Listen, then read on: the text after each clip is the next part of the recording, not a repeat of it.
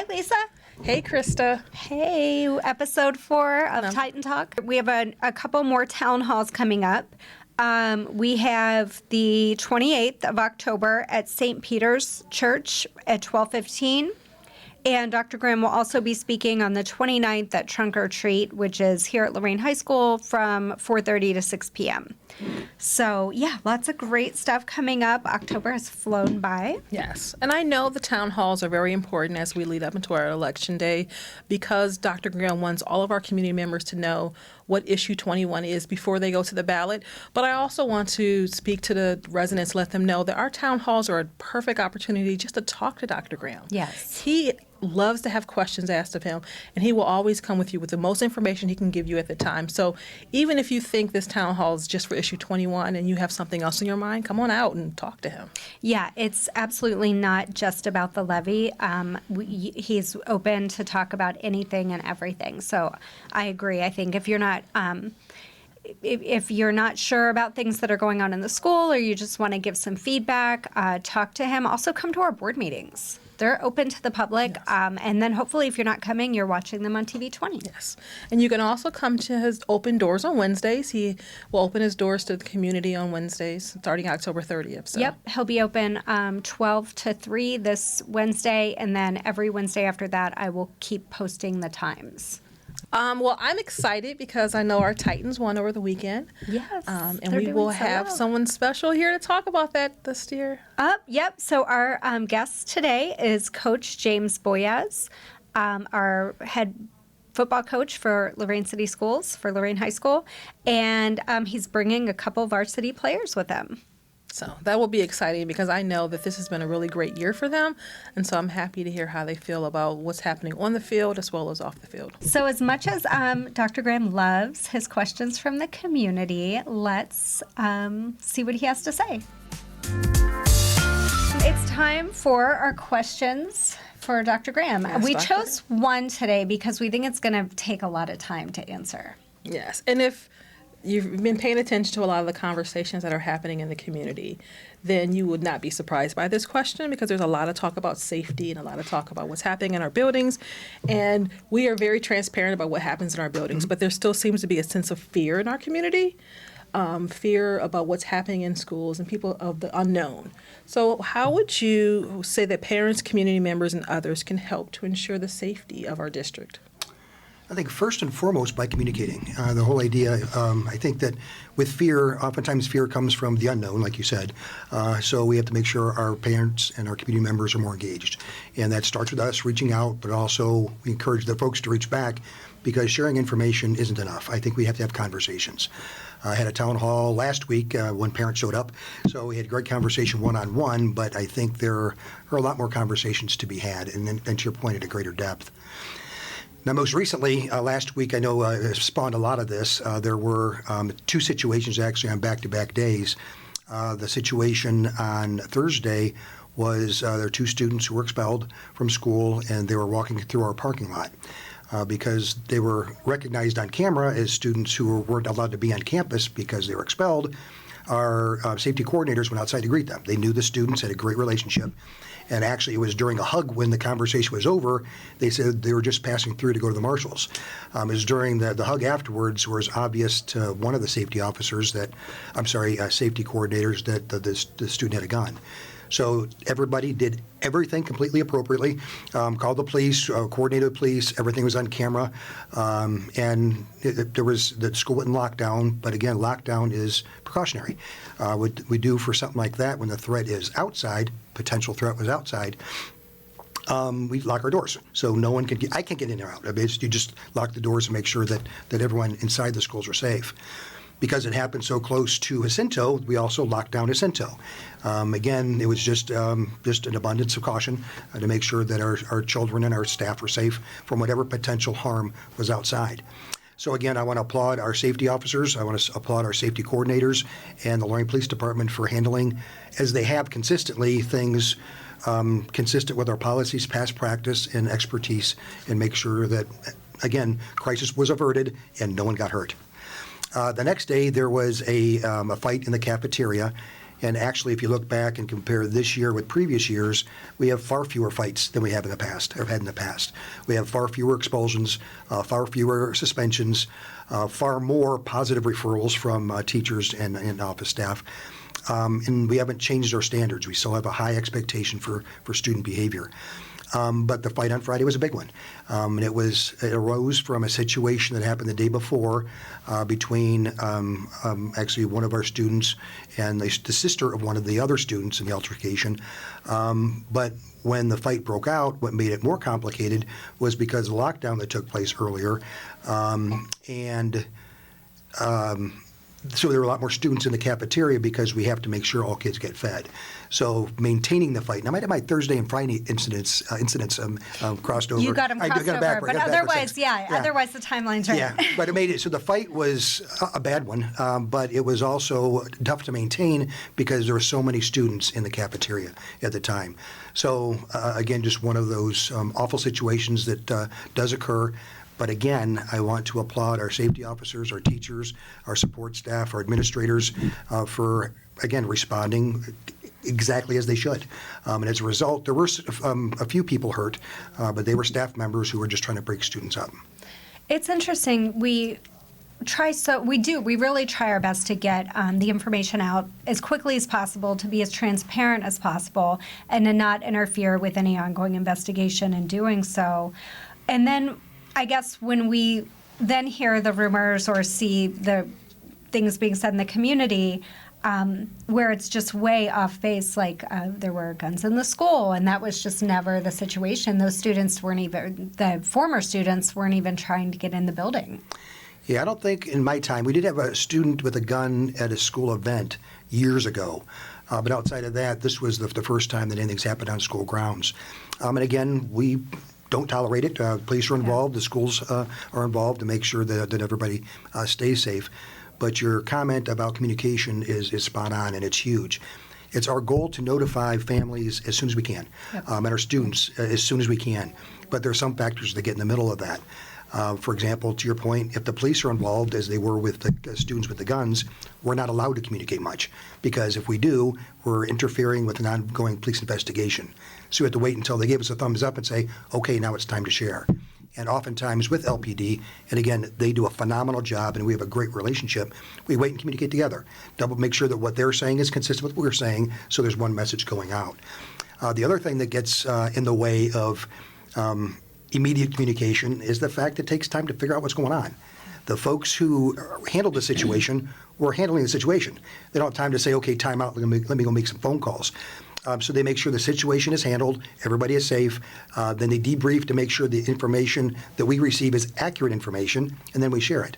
And oftentimes that takes 10, 15 minutes, 5 minutes. Sometimes it takes a lot longer because there are a lot of moving parts. Yeah. With the fight on Friday. No. Thursday. Fight on Thursday. Yeah. With the fight on Thursday, there were a lot of moving parts. And we go through and watch all the film, the video of footage to make sure that we're handling things in a way that's appropriate. And sometimes that does take a little bit longer. And I will say for Lisa and I, we, especially when so many safety and security people are involved in an incident like that, we really have to wait until someone is available to debrief us. Yes. To be able to get something out accurately, just because we don't have access to the people because they're on boots on the ground doing the job. Yeah. And even the people who are doing the job and they are working hard, there's conflicting stories that come because they may not even know all of the information. Yeah. And so they may share information with us, but we have to wait until we can get a complete picture of what's happening. Yeah. But even with all that, and again, and we'll own our warts and our successes, but even with, and that was a bad fight on Friday. What do I mean by bad fight? There were several different fights happening at the same time. And other kids got involved, and it was not a good one. I mean, it was not a good day being our cafeteria. But in spite of all that, because of the way that our adults responded, it was all handled within an hour. The next lunch went on as it should. Yeah. The next group of students and adults didn't know anything happened because, again, people responded so quickly and professionally. And, again, LPD was called in because we were afraid of what it could be. And they came in and, as always, were just the professionals that they've consistently demonstrated themselves to be. Yeah, it's interesting, I think, reflecting on how what's said in the community or what's said on social media, you can watch the same video over and over, and it seems like, oh, this was a long event or an all-day event. But when you are here, you realize how quickly these things are managed and handled, and then we move on with the school day. How quickly we get back Yeah. to the school day so that we can make the interruption to education as minimal as possible. Yeah. But we also do that knowing that if our students need to talk to someone, that they're still available to. Thanks for bringing that up. Yes, we do have, when you participate in a fight like that or you witness it, it's traumatic. And again, we encourage our families and our children to reach out to us to make sure that if any child in our school or any adult in our school is struggling with this, to let us know so we can help. Yeah. We've got the professional resources here to make sure that people understand what your concerns are and we'll meet them. Yeah. So, yeah, I think the ultimate thing for our families and our students is if you see something, say something. And, we keep shouting that one from the rooftops, and they are telling trusted adults, and it's causing, it's helping to create quicker reactions, quicker responses, and sometimes these situations aren't happening at all because they're able to stop them before they happen. Yeah. So, yeah. And I know that many times many of the questions that go unanswered in the community or that they may be concerned about, they want to know the aftermath of what happens. And there's a lot of things that we can't tell the community about what happens. They want to know, is the student expelled? Are they coming back? What are you going to do? And we may finish our statement by saying, any students involved can face discipline according to board policy and past practice, but no one knows what that means unless you know the board policies. Yeah, and the reality is because they're typically under 18, by law, we are not allowed to share specifics. Who they are, what the consequences were, it's protected information.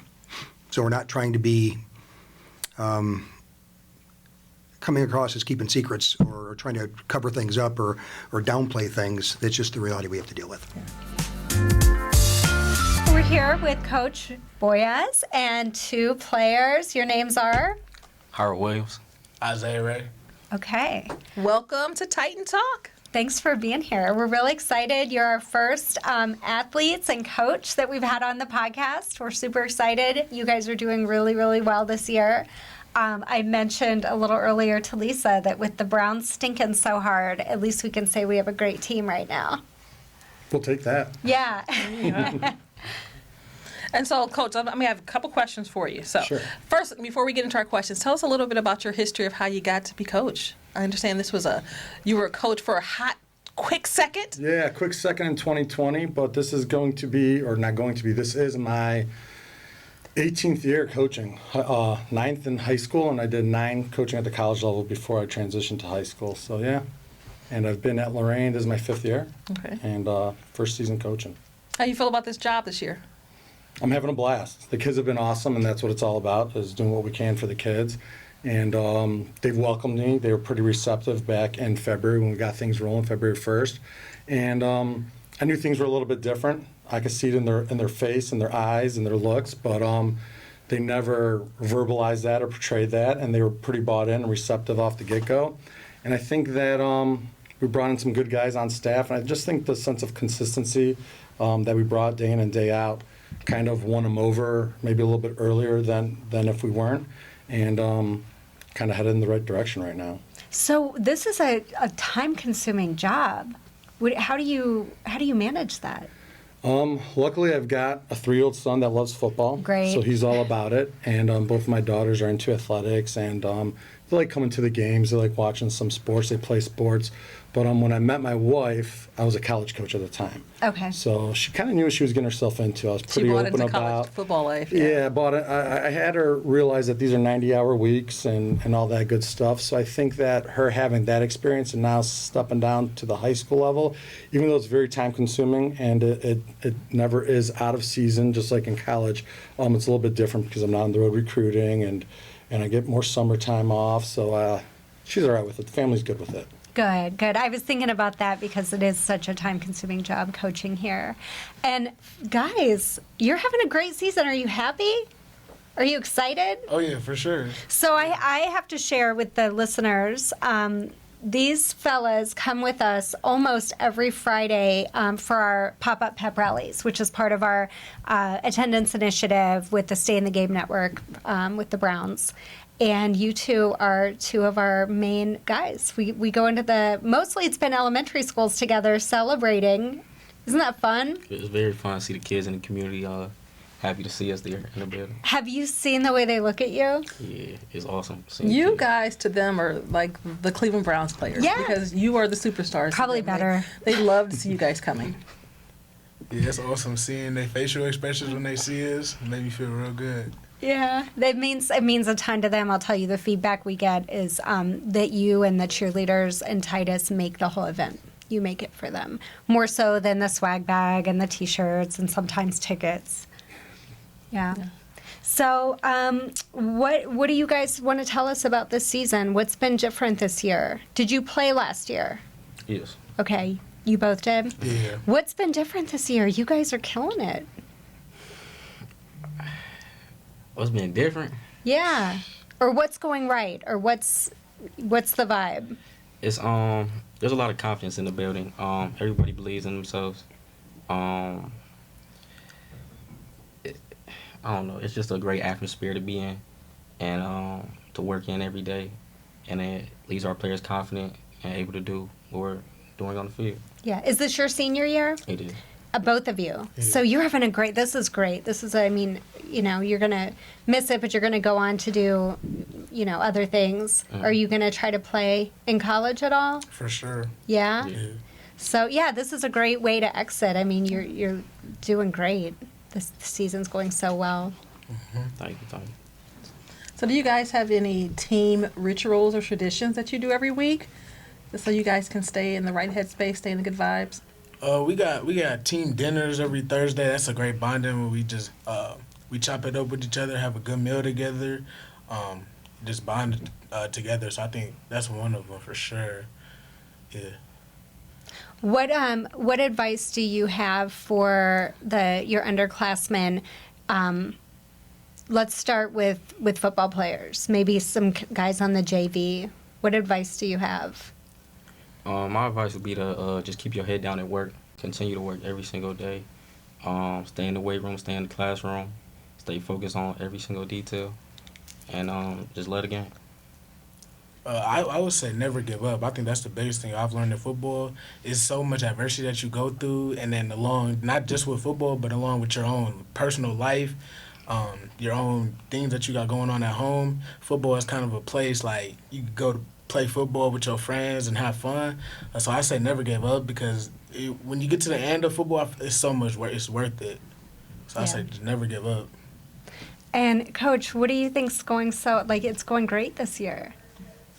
Yeah, I think that the kids are just doing a good job of coming to work every day. And what we've really been trying to do is not just prepare them to win on Friday nights, but we're trying to make sure that we're maturing young men. So I think we've seen some growth in the classroom as a coaching staff, which we're excited about. And we've seen some maturity in our kids off the field and on the field. And that's been the biggest part for me, like the most exciting part, because early on, there were some moments where if those moments crept up now, maybe we wouldn't have some of that success. So I think that manufacturing some adversity early on for the kids and seeing how they respond to it so that we were able to see how we could help them grow and improve was pretty, what's the word I'm looking for? I guess pretty imperative to our team success now. And our kids are just excited to play the game. We try to really stress daily that we have to bring more effort and more emotion than our opponents. And I think our kids do a good job of that. And when they're playing the game excited and having fun, and you see them smiling on the football field a little bit, I think that kind of leads into that positive atmosphere that Jairo was talking about a little bit earlier, and just lets the kids play loose and have fun. And yeah, they're competing. If you could speak to the school community, what's something you would like to see more of or feel more of, if anything? Maybe just support at our games. I see a lot of like empty spots. I'd be like, man, I wish everybody would come support our team. We play. I know me personally. I think a lot of other guys we play for our community and want to win for our community, so they can say, yeah, our football team good. So maybe just more support, maybe. How about you, Coach? Anything from the community that you would like for them to know that that you guys wish you could see more of? Wow, see, that's tough for me because I don't even notice who's there on Friday nights. Yeah. Unfortunately, I'm so locked in that I can't even hear or see what's behind me. I'm not really paying attention to that. But I just want the community to know that we have great kids within the program. And they're not just good football players, but they're great kids. And a lot of them are self-motivated and are intrinsically motivated because they want to, break the cycle of what they've experienced. And we've got some motivated kids that are trying to not just play football at the next level, but we got some kids that are determined to go to college at the next level. So I think that just knowing what we have going on there and the young men that we're trying to evolve and eventually place great community members back into the community. And yeah, I guess, like they said, they like to see some support at games, but I think that we've got a lot of people that are supporting us both on and off the field in the community, so I'm thankful for that. Oh, great. That's perfect. I know we do. Every Monday morning we talk about how you guys did. Yes, we do. Because I know they have this Winning Mondays, and that all of the males in our building like to wear ties on Winning Mondays. Yep, that was something they did the last couple of years, yeah. Yeah. So what do you want to do? I'll start with you, Jairo. What do you want to do after graduation? What are your goals? After graduation, I want to continue playing football, go to school for accounting. Oh, nice. Business. Yeah. But it's a lot of things still to think about. Okay, yeah. The future's wide. How about you? I'm very indecisive, but at this current moment, I really want to be an attorney after graduation. I want to play college football as well, and then probably get into law school. So yeah. I love that for you. But yeah, I'm indecisive. So some days I want to do something different. Some days but yeah. Well, that's kind of what you're supposed to do at this age. Yeah. So how do you guys balance school and football? For me, it's not too hard to balance. I love to play football, so it's not like something that brings me down when I have to go to practice. I love practice. It's the best part of the day. So it's not too hard for me to balance. Who took you guys out and threw a ball with you when you were kids? Who got you hooked? It's probably my brother. Yeah. My brother, yeah. I'll say it was my Uncle Eddie and my cousin Jaden. Yep. Yeah. Put that football in your hand, got you hooked. Yeah. Do you guys still do study desk? Or study table? We intertwine it with our practices. Great. There's a lot of details and nuances that go into that, but essentially, we monitor our academic progress throughout the school year. So whether we're in season or off season, if a kid starts slipping up, instead of sending them out to practice or allowing them to lift, we have them stay inside our weight room and catch up on some work that they've either fell behind on or just don't understand. So kind of intertwine it in, because we always tell them that if you don't have good grades, the football part doesn't matter. So we just try to make sure that we're stressing that and putting an emphasis on that so that kids value academics over football, so they realize that if they're not doing what they need to do, they don't get to have the best part of their day and go out to practice. So are there other ways that you have the guys out in the community and community involvement? So there's a few things that we definitely want to continue to do and help to do. I'm trying to think of what we've done so far. We did the youth camp through the Cleveland Browns, a free camp for the community. The kids did a great job with that. I know we're going to get involved with the food pantry. Both of these gentlemen have volunteered their time at the Italian Americans Veterans for the Thursday night spaghetti dinners. These guys, both of them actually helped work the Hall of Fame steak fry. So yeah, if we get some opportunities to get into the community, we'll do that. And I think that that's something that will continue to evolve and hopefully get even more involved in as I get a little bit more comfortable in knowing all the opportunities that there are for us. What do you think community service gives your guys outside of the field? Just like a sense of I don't want to say worth and well-being, because they have other ways to feel that, but it's just to feel like, what's the word I'm looking for? Just that give back feeling.